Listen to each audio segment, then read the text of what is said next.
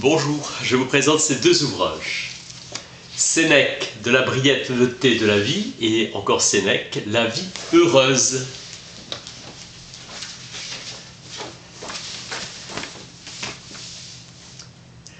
De Vita Beata. Si tous recherchent le bonheur, la foule n'en est pas moins mauvais juge en la matière. Le vrai bonheur, une vie conforme à notre nature.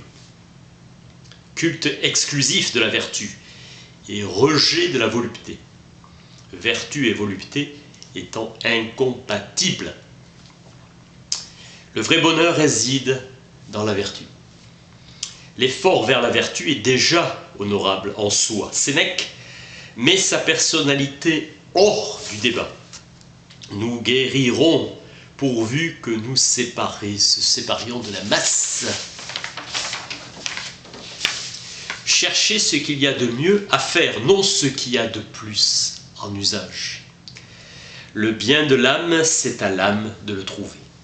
Cherchez un bien solide et constant, on ne peut y parvenir que si l'âme est saine, courageuse, énergique, patiente, soucieuse du corps, prête à user des dons de la fortune, non à s'y asservir.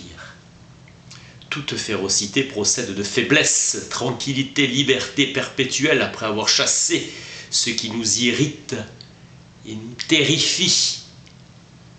Le souverain bien, c'est l'âme qui méprise les coups de la fortune et se plaît dans la vertu.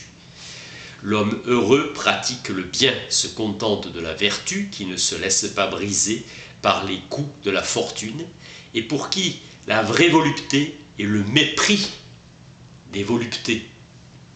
Le bonheur est une âme libre, élevée, inaccessible à la crainte comme au désir, pour qui le seul bien est la moralité, le seul mal, l'avilissement.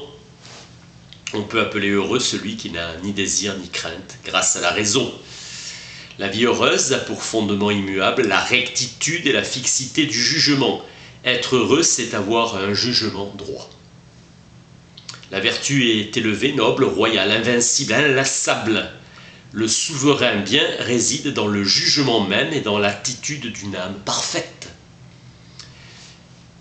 Le souverain bien, c'est l'inflexibilité d'une âme que rien ne peut briser.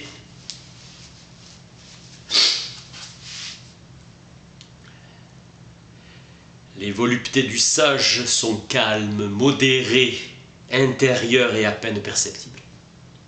Quiconque appelle bonheur l'absolue oisiveté cherche un bon garant d'une affaire mauvaise. La secte d'Épicure est une école de perdition. Trop de volupté nuit, la vertu ne craint pas l'excès car elle-même réside dans la mesure. Tout ce que l'univers nous oblige à souffrir, acceptons-le de grand cœur. Supportons les inconvénients de notre vie mortelle. Nous sommes nés dans une monarchie.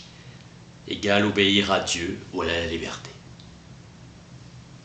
La pratique des philosophes n'est pas conforme à leurs paroles, mais c'est déjà une sorte de pratique et excellente que leurs paroles et leurs hautes conceptions. Le sage ne se croit pas indigne des dons de la fortune. Il n'aime pas les richesses, il les préfère, il ne les accueille pas dans son cœur, mais dans sa maison, et veut qu'elle fournisse à sa vertu une plus ample matière.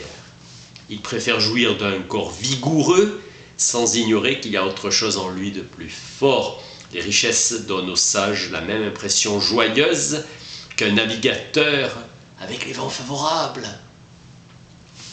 Le sage ne laissera franchir son seuil à aucun denier de provenance suspecte. Il donnera aux gens vertueux ou à ceux qu'il pourra rendre vertueux. Les richesses sont chez le sage en servitude, chez le sot au pouvoir. Le sage ne permet rien aux richesses. Elles vous permettent tout, de la brièveté de la vie, des brevitate vitae. Notre vie n'est pas courte, mais nous l'abrégeons par une foule d'occupations stériles. Si nous savions bien l'employer, c'est-à-dire la consacrer à la philosophie, elle serait assez longue. Chacun laisse sa vie s'abîmer et souffre du désir de l'avenir. Celui qui consacre tout son temps à son profit personnel organise tous ses jours comme une vie entière. et ne désire le lendemain ni le redoute. Le plus grand obstacle de la vie est l'attente. Les gens occupés ne s'intéressent qu'au présent qui est si court qu'il reste insaisissable. Pour ceux dont la vie se passe loin de tout embarras, si petite qu'elle soit, elle suffit largement et le sage n'hésitera pas à marcher à la mort, d'un pas ferme. Seuls les sages vivent, car à leur existence, ils ajoutent tous les siècles, toutes les années passées avant eux, qui leur sont acquises, les illustres Pythagore, Démocrite et autres prêtres de la vertu, Zénon. Tous apprendront à mourir. Nous pouvons discuter avec Socrate, douter avec Carnéade, nous reposer avec Épicure, vaincre la nature humaine avec les stoïciens et les dépasser avec les cyniques. Dégage-toi du vulgaire, retire-toi dans un port tranquille, fais retraite vers des occupations plus tranquilles, plus sûres, plus importantes.